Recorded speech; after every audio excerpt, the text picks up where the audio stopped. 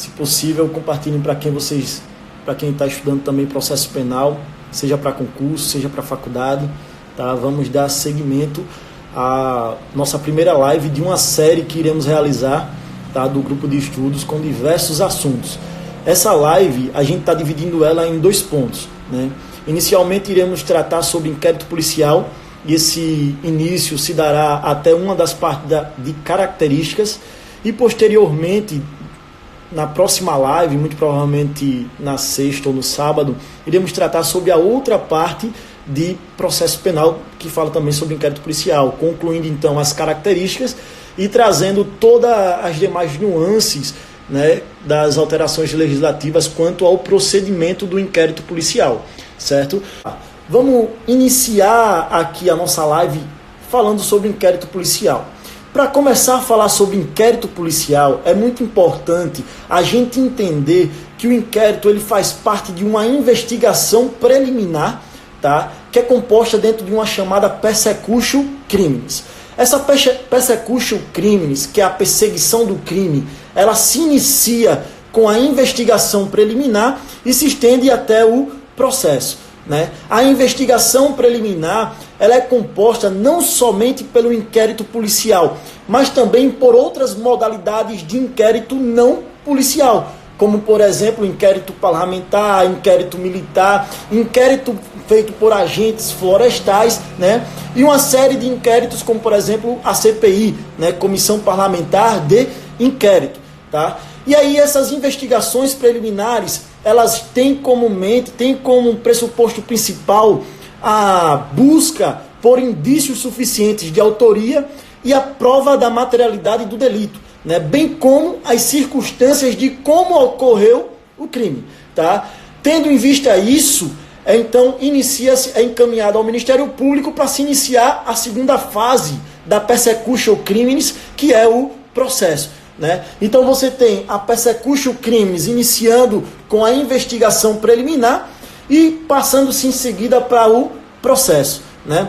Quando se adentra ao processo penal, o processo penal ele se divide em 2 fases, né? Sendo a primeira fase uma fase de produção de provas, uma fase saneadora, que vai buscar-se então ali apurar tudo o que ocorreu de fato diante de um contraditório e de uma ampla defesa, né? Após toda essa apuração, respeitando um devido processo legal, respeitando todo um trâmite processual, com respeito às partes, né? Então ela segue e após uma sentença, se essa sentença for condenatória, então a partir do momento que se transita em julgado, inicia-se uma segunda fase que é chamada execução penal, que é a partir desse momento que inicia-se então o cumprimento da pena fixada em sentença, tá? Então, ciente disso, a gente precisa entender, na fase de investigação preliminar, o que é que se trata? O que é buscado nessa investigação preliminar, e eu vou trazer aqui como exemplo o inquérito policial. Dentro do inquérito policial, busca-se então a colheita de elementos informativos que vão ajudar na opinião delitiva do membro do Ministério Público, que é o titular da ação penal, né? Então essa investigação preliminar, ela tem como patente uma regra de que não é assegurado nem o contraditório, nem a ampla defesa. E por não ser assegurado o contraditório ou a ampla defesa, e trazendo como exemplo o inquérito policial, que ele é inquisitório, tá? Então o que acontece? Não pode o juiz, dentro de um processo, condenar alguém somente com base nos elementos informativos contidos no inquérito policial. Isso por quê? Porque há uma violação de preceitos fundamentais. Ali haveria a violação de um contraditório e da ampla defesa, que são direitos individuais inerentes a cada indivíduo, e esses direitos devem ser assegurados por todo o processo, né? Então o juiz, dentro de um processo, deve garantir a efetividade dos direitos e garantias fundamentais de todo o cidadão, tá? Então, ali no inquérito, trazendo o inquérito na investigação criminal, na investigação preliminar, o inquérito ele é conduzido por uma autoridade policial. Essa autoridade policial é investido na pessoa do delegado de polícia, E aí ele conduz o inquérito da maneira que ele melhor entende, e isso traz como conceito algumas características, né? Por não ser assegurado contraditório nem ampla defesa, tem-se em mente de que não há possível uma condenação somente com base nos elementos contidos no inquérito policial.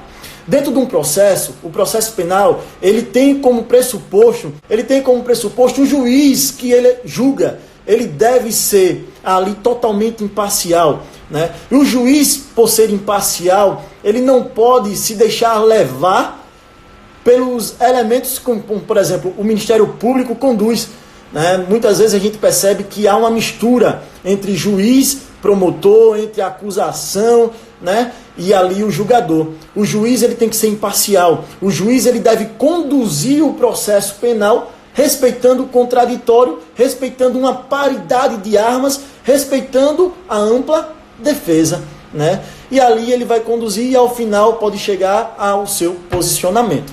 Ciente disso, a gente passa a tratar sobre o que seria o conceito de inquérito policial.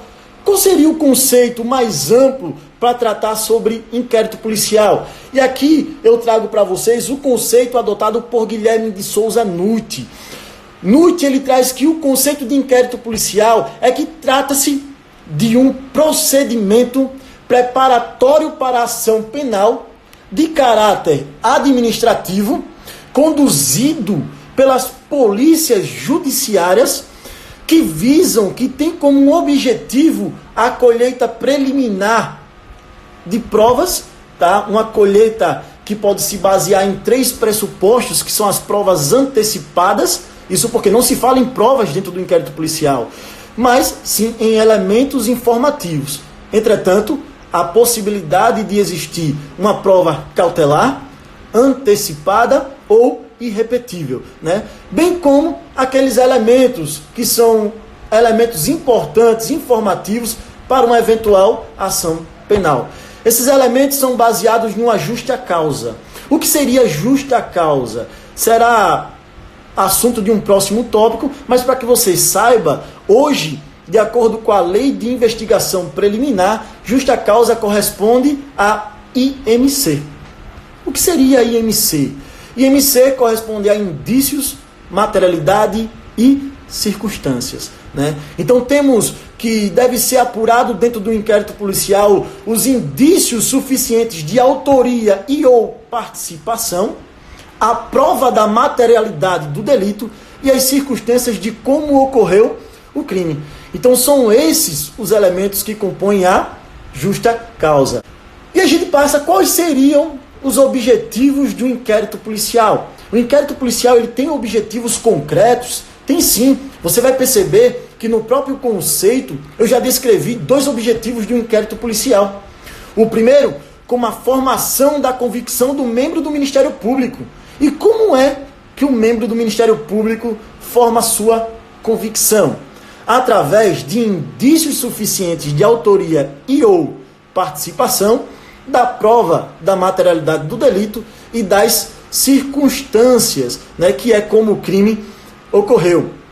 Uma observação que esse conceito, essa formação da convicção baseada na justa causa, é baseada na justa causa chamada em sentido amplo, que foi adotada pela Lei de Investigação Preliminar, tá? E um segundo objetivo que se tem dentro do inquérito policial seria, então, aqui, a colheita de provas urgentes, né? O que seriam essas provas urgentes? Aquelas que podem desaparecer no curso da investigação ou do processo, né? Então, faz-se necessário a realização dessas provas urgentes dentro do próprio inquérito policial. E a depender da espécie de provas, elas terão um contraditório diferido, que também é chamado postergado, ou então um contraditório real, né? E aí, seguimos. Qual seria a finalidade do inquérito policial? O inquérito policial tem como finalidade contribuir na formação da opinião delitiva do membro do Ministério Público. O que seria, então, justa causa? Vamos falar de justa causa. Para falar de justa causa, é importante entender que a divisão que eu farei nesse momento é uma divisão meramente doutrinária. Tá? Não vai haver nenhuma influência em qualquer tipo de questão que você venha a responder. Tá? Então veja, a justa causa ela pode ser dividida, ela foi dividida então em justa causa em sentido estrito e uma justa causa em sentido amplo. O que seria então a justa causa em sentido estrito e o que seria então a justa causa em sentido amplo? Justa causa em sentido estrito foi adotada pelo Código de Processo Penal e corresponde à colheita de indícios e materialidade. Indícios suficientes de autoria e ou participação e a prova da materialidade do delito, que é a prova da existência de um crime. Tá? Ciente disso, o que seria justa causa em sentido amplo? Você vai perceber que justa causa em sentido amplo foi adotada pela Lei de Investigação Preliminar e corresponde nada mais do que o acréscimo de um elemento na colheita desses elementos informativos, que seria o quê? Você vai ter o IMC. Você precisa decorar nesse sentido. Toda vez que vier uma questão, toda vez que for indagado o que é justa causa, não se precipite, não se apavore. Simples. Justa causa é IMC, que corresponde de forma sintética indícios, materialidade e circunstâncias. Né? Indícios suficientes de autoria e ou participação, a prova da materialidade do delito, que é a prova da existência de um crime, e as circunstâncias, que é como o crime ocorreu. Então, adotou-se aqui a justa causa em sentido amplo. Por quê? Porque se você perceber, a justa causa, se mantivermos somente nela em sentido estrito, podemos ter uma persecução penal equivocada, né? Isso porque imagine a seguinte situação, que é um exemplo clássico que eu sempre trago em sala de aula. Imagine que os senhores, ou quem está estudando para PM, para carreiras policiais, imagine que está num patrulhamento ostensivo, né, e de repente se depara com um disparo de arma de fogo. Percebendo que esse disparo de arma de fogo foi advindo de uma rua muito próxima. Percebe que então população corre daquela rua. O patrulhamento, a função da polícia é estar de frente ao combate da criminalidade. A polícia militar tem uma função ostensiva, né? Por isso, os policiais se dirigem até aquele local. Quando adentra na rua, percebe que existe um indivíduo com a arma de fogo em punho e um cidadão deitado no chão. Imediatamente, os agentes pedem para que ele coloque a mão na cabeça e que se renda, jogue a arma no chão, coloque a mão na cabeça para que seja feito uma análise, uma verificação da situação do que ocorreu. Isso porque houve um disparo de arma de fogo e foi constatado que existia um indivíduo com arma de fogo em mãos e que existia outro indivíduo deitado no chão, possivelmente ferido. Quando a polícia se aproxima, verifica que aquele rapaz que estava deitado no chão estava com a perfuração de bala bem na caixa do peito. E aí, veja, percebem, fazem a constatação que esse indivíduo estava morto. Existia um óbito ali. E existia um cidadão com a arma em punho. Pergunto-vos, nessa situação que eu acabo de narrar, poderíamos afirmar com veemência o crime que aquele indivíduo cometeu? Veja, você vai perceber que não. Isso porque, de acordo com a justa causa em sentido estrito, estaríamos diante ali de um possível homicídio. Ele está com arma de fogo em punho e percebe-se que há uma perfuração na caixa dos peitos do indivíduo que está no chão e esse cara está em óbito. Veja, suspeito existe. Ele é um suspeito, então há indícios. Prova da materialidade também. Por quê? Porque há um óbito, né? E aí, ele cometeu o crime de homicídio? Podemos atestar com veemência, podemos dizer que há essa situação? Não podemos atestar. Por quê? Porque precisa se apurar as circunstâncias de como ocorreu. Logicamente, ele vai ser detido, vai ser encaminhado à polícia, à delegacia de polícia, para prestar o seu depoimento. Assim vai iniciar um inquérito policial e nessa situação vai se apurar as circunstâncias da ocorrência do delito. Mas perceba, é importante, é imprescindível uma análise das circunstâncias para podermos afirmar de como foi que o crime ocorreu e imputar a sua possível tipificação penal, né? Isso por quê? Porque sem as circunstâncias não podemos afirmar, uma vez que pode ter sido praticado sob o manto de uma justificante, chamada legítima defesa, né? Excluindo assim o crime, né? Então veja, poderia-se então dizer também ali que houve um homicídio culposo, houve um disparo acidental, né? Eu sempre digo que o homem ele é besta, ele costuma a querer exibir, né, qualquer objeto que ele adquire. Imagine que ele tenha adquirido uma arma, né? Essa arma ele adquiriu e foi mostrar para o seu colega. No momento que ele puxa a arma, que ele mostra para o colega tenta pegar essa arma, sendo que ele não percebe que no ato de puxar a arma, ela destrava e quando o amigo pega que ele puxa, ela efetua um disparo acidental. Ele poderia ser punido por homicídio qualificado? Veja, haveria ali então um inquérito para apurar um homicídio qualificado? Então, é muito importante ter as circunstâncias e essas circunstâncias serem apuradas dentro do próprio inquérito policial, porque assim chegaremos à ideia de que o homicídio ali seria culposo. Passando esse ponto sobre justa causa, a gente passa a tratar um pouco sobre polícia judiciária. Falar sobre polícia. As polícias é muito importante a gente perceber que há uma distinção, né? Existe então as polícias sendo subdivididas em polícias administrativas, também chamadas de polícias de segurança, e as polícias judiciárias, que fazem ali uma função de investigar pós-crime, tá? Então você tem polícias administrativas ou de segurança e as polícias judiciárias. As polícias administrativas ou de segurança, grande Savini, forte abraço, meu amigo. As polícias administrativas ou de segurança, elas têm lá a sua função regida no artigo 144, né? Perdão, a sua função regida lá na Constituição, né? Tanto a polícia militar, civil, federal e hoje com o incremento da emenda constitucional, as polícias que fazem o sistema penitenciário, né? As polícias penais também estão sendo incluídas aí nesse rol da Constituição Federal. E aí você tem a subdivisão. As polícias administrativas ou de seguranças são responsáveis pelo patrulhamento ostensivo, né? O patrulhamento na rua. Elas são responsáveis por fazer a prevenção da criminalidade ou o combate direto com a criminalidade. Como exemplo disso, você tem claramente a polícia militar, a polícia rodoviária federal, a polícia ferroviária federal e o corpo de bombeiros, tá? Em contrapartida, você tem as polícias judiciárias.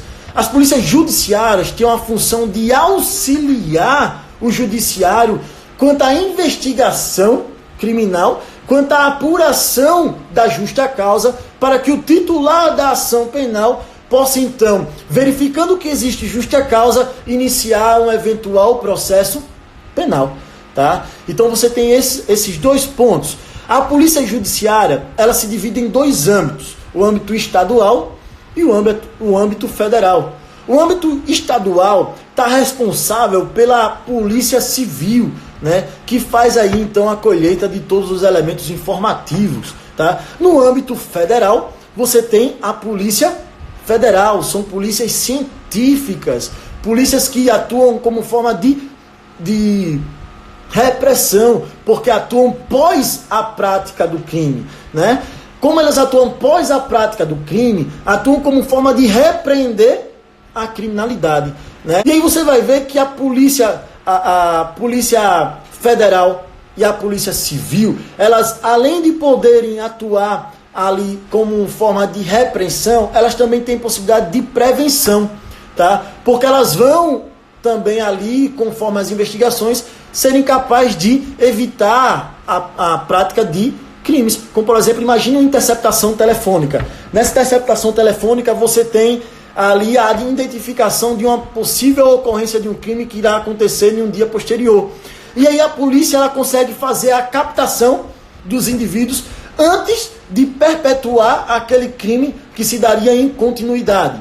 Então você tem ali a polícia fazendo essa prática, certo? E a gente passa a falar sobre a natureza jurídica, né, do inquérito policial. Veja, qual seria a natureza jurídica do inquérito policial? Você vai ver que o inquérito policial ele tem uma natureza de um procedimento administrativo, né? Então trata-se de um procedimento administrativo, e aí conforme a CESP e a FGV entende que é um procedimento administrativo pré-processual, né? Porque atua de forma anterior ao processo. Então pode vir uma questão de prova como procedimento administrativo, como pré-processual, como procedimento administrativo pré-processual, tá? De qualquer forma que for cobrado a vocês, estará correto, beleza? Então, fiquem ligados nisso aí.